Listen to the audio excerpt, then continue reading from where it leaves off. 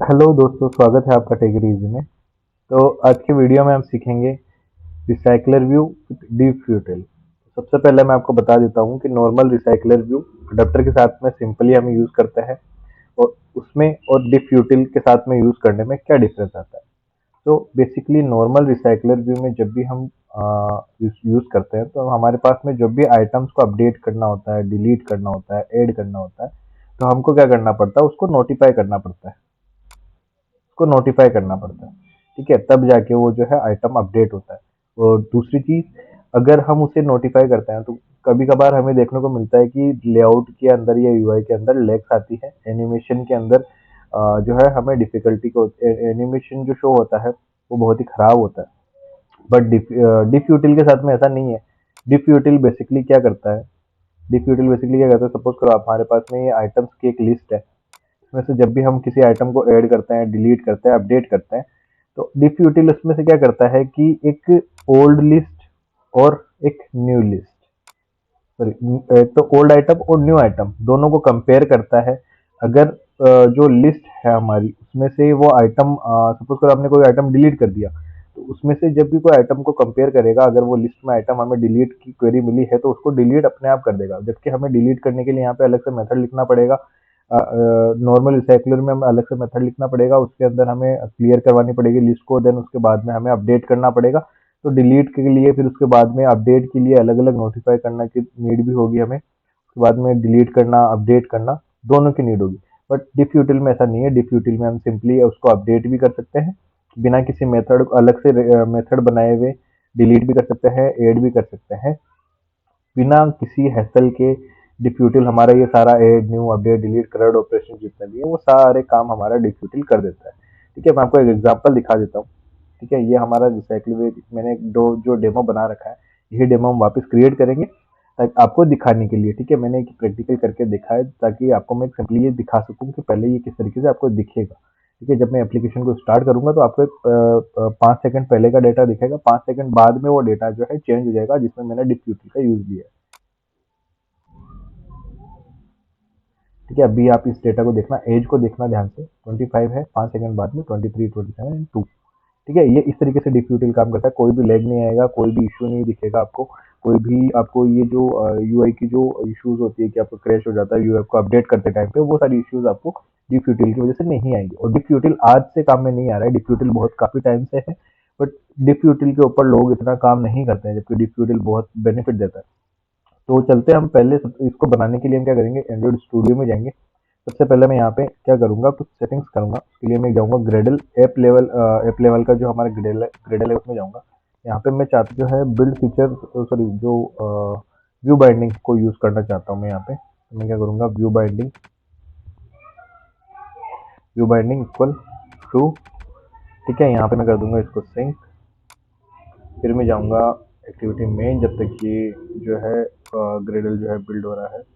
Build हो गया हमारा ग्रेडल। ठीक है, अभी हम यहाँ पे क्या करेंगे, रिसाइकलर व्यू को जो है इम्प्लीमेंट कर देंगे, डिक्लेयर करेंगे यहाँ पे recycler view, match current, ब्रेप content, ID पास कर देंगे इसमें, आईडी रिसाइकलर व्यू। अब हमें एक कांस्टेंट पास करना होगा कोई भी, तो मैं क्या करूँगा, इसमें top to top of parent कर दूंगा। ठीक है, अब हमें क्या करना है, एक इसका रिसाइकलर व्यू के लिए आइटम बनाना है। पहले हम लेआउट वाली जितनी भी चीज़ें हैं वो सारी खत्म कर लेते हैं। तो यहाँ पे मैं जाऊँगा रिसाइकलर व्यू लेआउट, लेआउट के अंदर मैं जाऊँगा, लेआउट क्रिएट करूँगा, recycler view and item layout. ठीक है, यहाँ पे मैं सिंपली इसमें सेट कर दूंगा लीनियर लेआउट में सेट कर दूंगा। ठीक है, ये हमारा लेआउट जो है क्रिएट हो गया। ओके, अब यहाँ पे मैं क्या कर देता हूँ, ब्रेप कंटेंट कर देता हूँ इसको, और इसको सेट कर दूंगा पैडिंग स्टार्ट से मैं सेट कर दूंगा 20 dp, पैडिंग एंड से सेट कर दूंगा 20 dp, पैडिंग टॉप से मैं कर दूंगा 15 dp, पैडिंग बॉटम से मैं कर दूंगा 15 dp। ठीक है, एंड देन उसके बाद में मैं क्या करूँगा, मेरे को सेट करना है दो टेक्स्ट व्यू, तो उसके लिए मैं यूज़ करूँगा टेक्स्ट व्यू, ब्रेप कंटेंट। आईडी में इसमें क्या कर दूंगा, पास कर दूंगा आईडी आईडी से बाहर शुरू कर दूंगा मैं, नेम टेक्स्ट व्यू, ठीक है, एंड देन टेक्स्ट स्टाइल हो जाएगा बोल्ड, टेक्स्ट साइज में सेट करना चाहता हूँ इसका 16 SP, ठीक है, और टेक्स्ट कलर में सेट कर देता हूँ ब्लैक, और मैक्सिमम लाइन एक और चीज़ में सेट कर देता हूँ उसमें 1, सॉरी 1, ठीक है। अब मैं इसको कॉपी करके देन मेरा जो एज वाला एक और जो टेक्स्ट भी है उसको सेट कर दूंगा, यहाँ पे मैं सेट कर दूंगा एज, ये चीज़ मेरे को बोल्ड नहीं चाहिए, इसको मैं कर दूंगा अराउंड 14, ठीक है, ब्लैक रहने देता हूँ, मैक्सिमम लाइन 1 रहने देता हूँ, कोई दिक्कत नहीं। इसमें एक और चीज़ सेट कर देता हूँ, मार्जिन टॉप से 5 DP, ठीक है। तो ये हमारा लेआउट जो है सेट हो चुका है, लेआउट हमारा बन गया। अब हम चलते हैं कोटलिन के कोड की तरफ, तो उसके लिए हम जाएंगे कोटलिन जावा प्लस कोड में, के बाद में सबसे पहले हम क्रिएट करेंगे मॉडल को, जो हमारा पोजो था उसमें डेटा क्लास को क्रिएट करेंगे, यहाँ पे यूजर हम क्रिएट करेंगे। हम क्या करेंगे यहाँ पे वेल आईडी इंटीजर, के बाद में val name string, val age जो रहेगा हमारा इंटीजर, ठीक है। ये हमारा यूजर मॉडल क्रिएट हो गया। अब उसके बाद में हम जाएंगे, हम क्रिएट करेंगे एक डिफ यूटिल की क्लास क्रिएट करूंगा मैं यहाँ पे। इसके लिए अब डिफ यूटिल जो है अडेप्टर के साथ में भी क्रिएट कर सकते हो, उसी क्लास के अंदर, मतलब जो है डिफ यूटिल की क्लास जो है क्रिएट कर सकते हो आप। बट मैं यहाँ पे एक ग्लोबल इंस्टेंस क्रिएट कर रहा हूँ इसका, जिससे कि अगर मैं कहीं, जिससे कि आपको ये समझ में आ जाए कि आप कहीं और भी यूज में लेना चाहते हो उसको, तो यूज में ले सकते हो, ठीक है। यूजर डिफ यूटिल,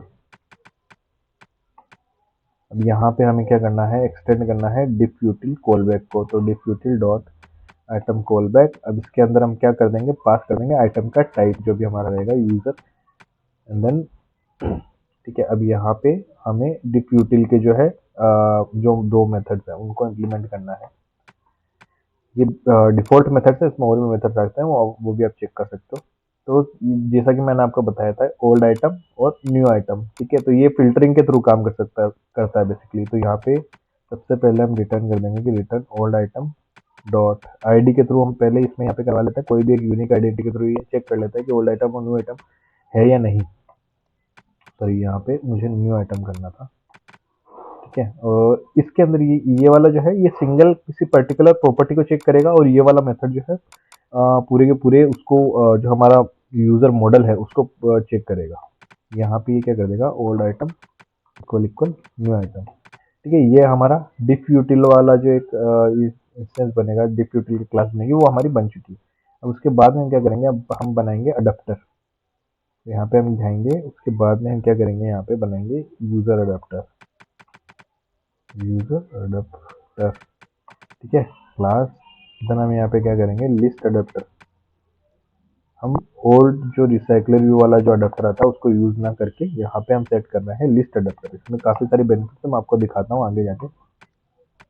recycler view dot view holder, sorry, यहाँ पे हमें क्या करना है, क्योंकि मेरे को इनर ही चाहिए अडेप्टर जो है, सॉरी अडेप्टर नहीं, व्यू होल्डर जो चाहिए। यहाँ पे व्यू होल्डर करके एक मैं क्लास बनाऊंगा जिसमें कि हमारे सारे व्यूज रहेंगे। तो यहाँ पे मैं क्या करता हूँ, यूजर डिफ यूटिल को पास कर दूंगा यहाँ पे डायरेक्टली मैं। अब मेरे को यहाँ पे क्लास बनानी है, तो मैं यहाँ पे करूँगा एल्ट एंटर क्रिएट क्लास। मेरे को अडेप्टर के अंदर ही चाहिए, मैं यहाँ पे बना दूंगा। अब मेरे को क्या करना है, यहाँ पे बाइंडिंग का एक इंस्टेंस पास करना है, तो यहाँ पे मैं क्या कर दूंगा, बाइंडिंग रिसाइकलर व्यू आइटम। तो यहाँ पे जो हमने बाइंडिंग इनेबल किया था व्यू बाइंडिंग, तो उसके थ्रू हमें ये हेल्पर क्लास जो है इसका मिल जाएगा यहाँ पे। तो यहाँ पे मैं इसको एक्सटेंड कर दूंगा व्यू होल्डर को, ठीक है। यहाँ पे मैं पास कर दूंगा simply dot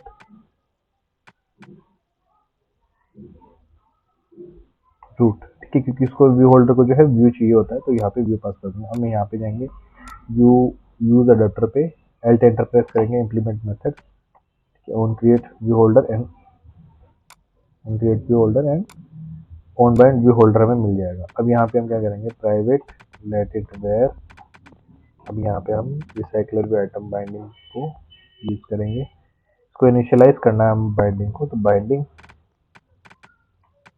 recycler view item binding dot inflate. अब यहाँ पे हम यूज करेंगे लेआउट इन्फ्लेटर क्लास को, layout inflator dot from parent dot context.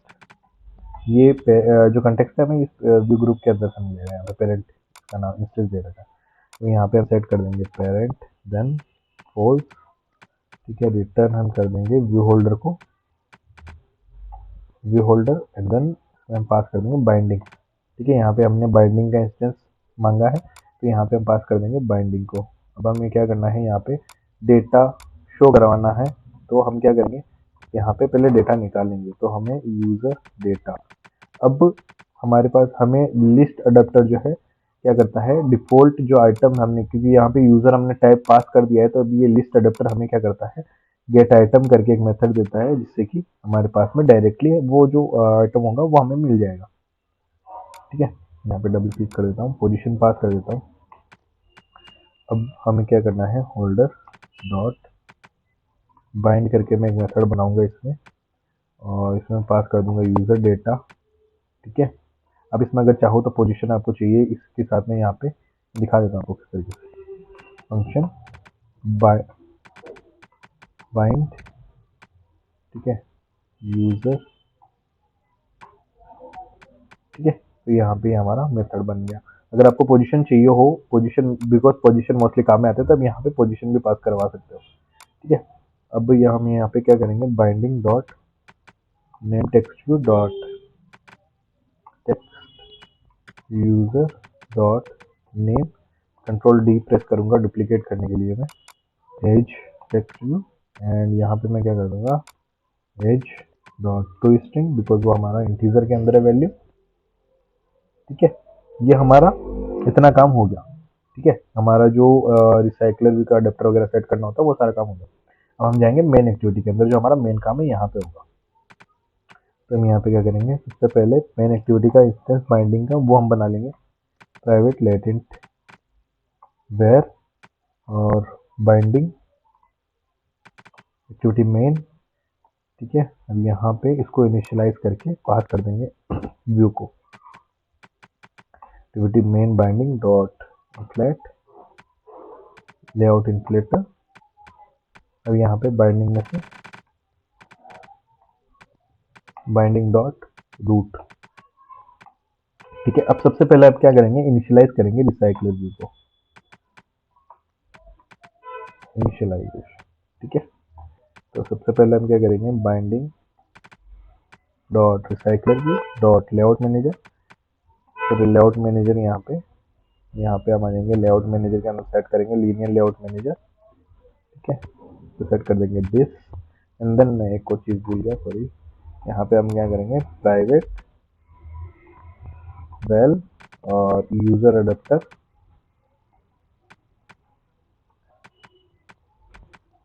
User adapter, ठीक है। अब यहाँ पे हम क्या करेंगे, binding dot recycler view dot adapter, adapter के अंदर यूजर अडेप्टर पास कर देंगे, ठीक है। अब हमें क्या करना है, इसके अंदर एक लिस्ट बनानी है और पास करनी है। तो हम यहाँ पे क्या करेंगे, यूजर लिस्ट, मैं यहाँ पे क्या करूँगा, यूज करूँगा लिस्ट ऑफ,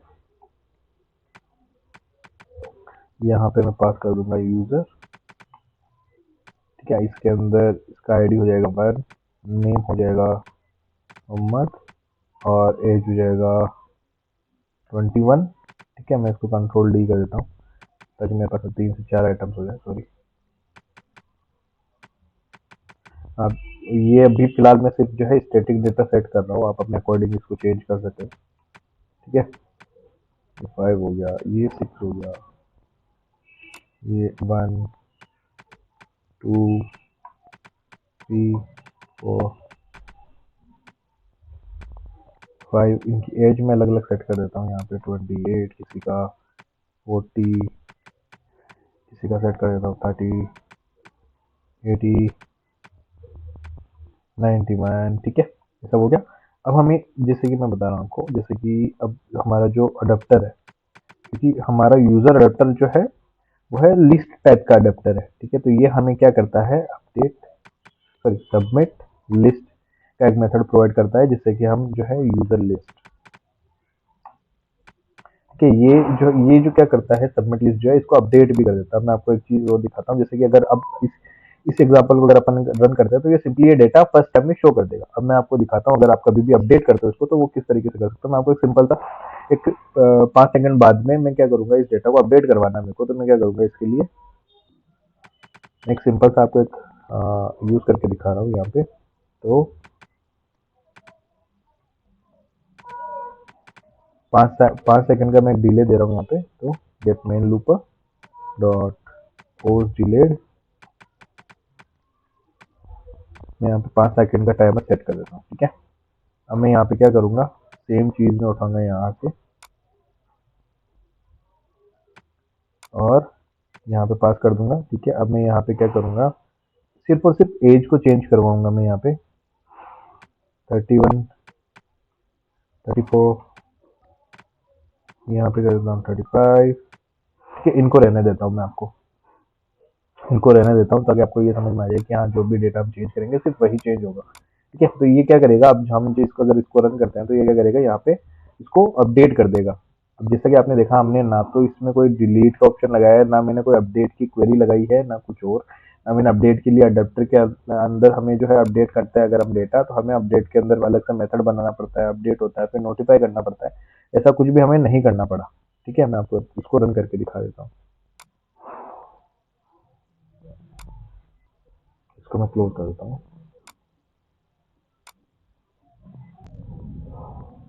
और इसी तरीके से बेसिकली मैंने बहुत अलग अलग ट्यूटोरियल्स बना रखे हैं, वो भी आप जाके देख सकते हो। और इसके अलावा बहुत सारे ऐसे ट्यूटोरियल्स हैं जो कि जैसे कि AI based tutorials, AI agents अगर आप कैसे क्रिएट कर सकते हो, वो भी आप जाके देख सकते हो।